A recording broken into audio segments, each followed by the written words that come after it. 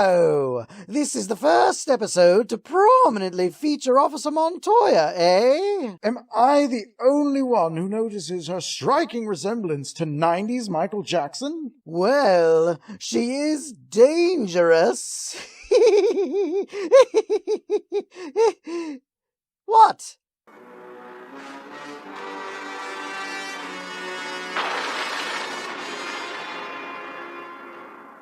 Welcome back to another episode of Batman the Animated Recap.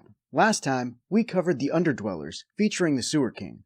This time, we're recapping another episode that doesn't feature one of Batman's main villains, but is more of a police story. Season 1, Episode 7 of Batman the Animated Series, P.O.V. We open on a squad car racing through Gotham with its siren blaring. Inside, Officer Montoya and her rookie partner Wilkes are discussing that they're meeting Detective Bullock for a sting operation. Montoya says they're meeting Bullock at 2300 hours and that they'll be there with time to spare, but, she's driving like she's racing for pink slips in a Fast and Furious movie. I gotta find Jesse before they do! Montoya and Wilkes arrive at a warehouse to see smoke pouring out of the building with flames raging on the inside. At first, there's no sign of Bullock until they hear him call out from around a corner. They find him on the ground looking pretty rough. Yes, but it's Bullock we're talking about here. He was probably taking a nap after stuffing himself full of donuts and missed all the excitement.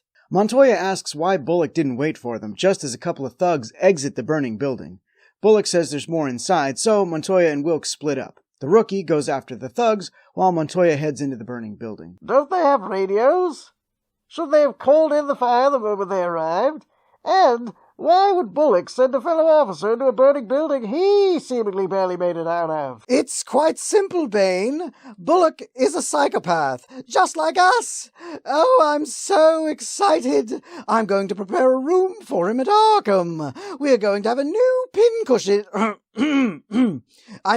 Friend. Bullock sees Batman on top of the warehouse just before he blacks out, and we transition to a dark briefing room where Bullock, Montoya, and Wilkes are being interrogated by Lieutenant Hackle, while Commissioner Gordon sits in.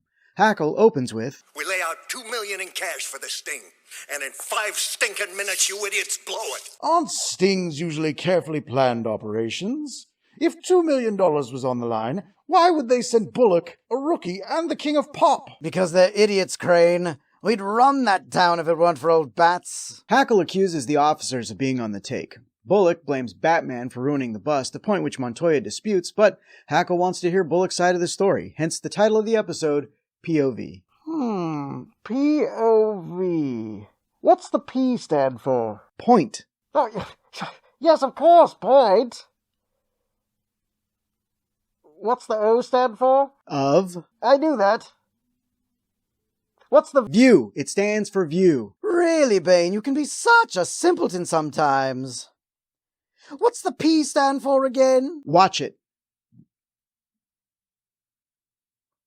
Anyway, Bullock begins telling his side of the story, which features a lot of him saying one thing while events play out completely differently on screen. I have to say, this episode really paints Bullock in a bad light. And I'm not talking about him like grabbing donuts when there's a police emergency or something silly like that. I know the guy hates Batman. I know that. But I never took him as the type of person to flat out lie to save his own ass. It's kind of disgusting, actually. Yeah, look. Bullock claims Montoya and Wilkes were late and that he went inside because he saw Batman go in and was afraid that he'd ruin the bust. But we see that none of that is true on screen, and then Bullock is actually the one that tips the crooks off by tripping on a paint can. He then gets into a brawl with the thugs, which causes the warehouse to catch fire, hence the current predicament. But I will give Bullock this. The man can scrap.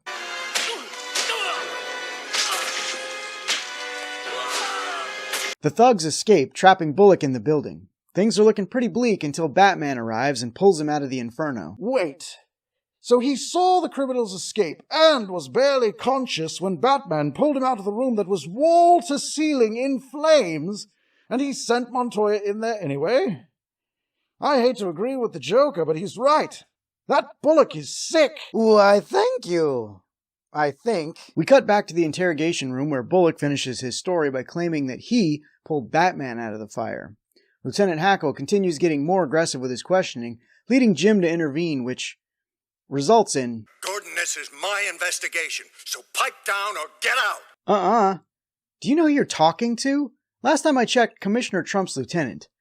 Anyway, Wilkes recounts his side of the story, and we see him going after the two thugs who escaped the building.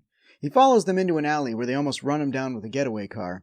Batman intervenes again, saving his life, and I don't know if it was just because Wilkes was telling the story and it was his naivete coming through, but it seems like the writers just started making up powers for Batman's gadgets. Some kind of ray shot out at the van. How does shooting an electric current through a grappling line cause a car door to explode off its hinges? It's basic cartoon explosion science. Oh. Okay. What? You bought that? Yeah, he said the word science. Ipso facto, it's true. What are you dosing him with, Crane? And where can I get some? The rookie story ends with Batman questioning one of the thugs, but Wilkes only heard the word doc from the exchange. We then get Montoya's side of things, where she enters a part of the building that was far less on fire than where Bullock was. She hears a couple of the thugs say the name Hathcock. Halfcock! The way Bullock does all his police work. I said Hathcock, not Halfcock. I know what I heard. The thugs attack Montoya, but Batman arrives to save the police yet again. When the thugs are down, Montoya goes to cuff them when the roof collapses. Batman pushes her out of the way and is seemingly crushed under the burning debris. Lieutenant Hackle comes across a little psychotic, being very dismissive of the news that Batman died saving one of his fellow police officers. Since he's getting two different stories, he decides to suspend all three officers. Montoya is the most distraught, slowly walking out of the circle of authority? Trust? I don't know. I do want to know what large room in the police station or city hall is just pitch black with a giant ring of light at the center of it. I do believe they filmed that on location at the Legion of Doom headquarters. Montoya is on the train home, still going over details from the sting, when she figures out something that most viewers probably figured out when it was first brought up, that the dock mentioned by the goon was a dock by the waterfront. She heads to Gotham Harbor to investigate and finds a warehouse with the name Hathcock Shipping on it. She sees that a couple of the thugs from earlier have Batman captive inside. She breaks out a lockpick to open the door, but seems really surprised when she succeeds. You say surprise, but I saw the thrill of committing a crime.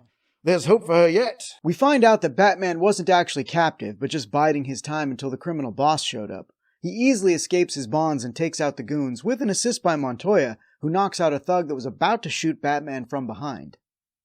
You know what would be really helpful for using yourself as bait? A partner of some kind. Oh, like another Batsy? Yeah, but not as cool. Like a hero in training. Maybe even someone who's appeared on the show previously in a similar capacity. Oh, sure, but what would you call this mythical character? The Unicorn? I was thinking about something with wings, similar to a bat, but not quite a bat. Maybe even a bird of some kind. Penguin? Nailed it. You and your stone-cold heart. You don't know how I feel. Batman and Montoya take out all the thugs, and Montoya scoops up the boss using a crane like he's a giant arcade prize. The police arrive on the scene, and while Commissioner Gordon congratulates Montoya on her collar, Hackle shows up saying that she didn't collar anything because she's suspended, causing Jim to lay hands on him. This farce has gone far enough, Hackle. We've nailed the suspects and recovered our money. The investigation is closed. Huh. Who knew Gordon was the physical type? He's always been such a pushover when I've talked to him. Montoya shares the credit for her collar with Wilkes and Bullock, saying, The collar belongs to all three of us. It was a team effort. But it wasn't. Like, sure, Wilkes wasn't a douchebag, but Bullock literally lied and got you all suspended. Yes, but if Montoya hadn't been suspended, she might not have shown up at the docks to help Batman and solve the case. Huh. Fuck me, I guess it was a team effort. Gee, thanks, partner. This episode is a great introduction for the character of Officer Renee Montoya, but it's a terrible episode for Bullock. Like, it kind of makes me hate him.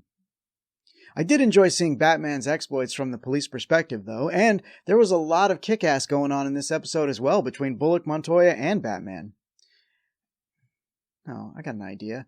Hey, since you had so many helpful insights this episode, what did you think, Dr. Crane? What? Well, I hadn't prepared any formal notes, but Despite having no significant villain, this episode was leaps and bounds beyond the previous one. The point of view storytelling was unique, and the episode did some incredible things with light and angles. Learning that Bullock is so corruptible didn't hurt either, and I fully intend to exploit that in the future. 4.5 out of 5, people having no fear of being burned alive. Join us next time when we'll be covering The Forgotten, featuring Batman as a bum. Huh, that can't be right. Ah well, see you next time, boys and girls!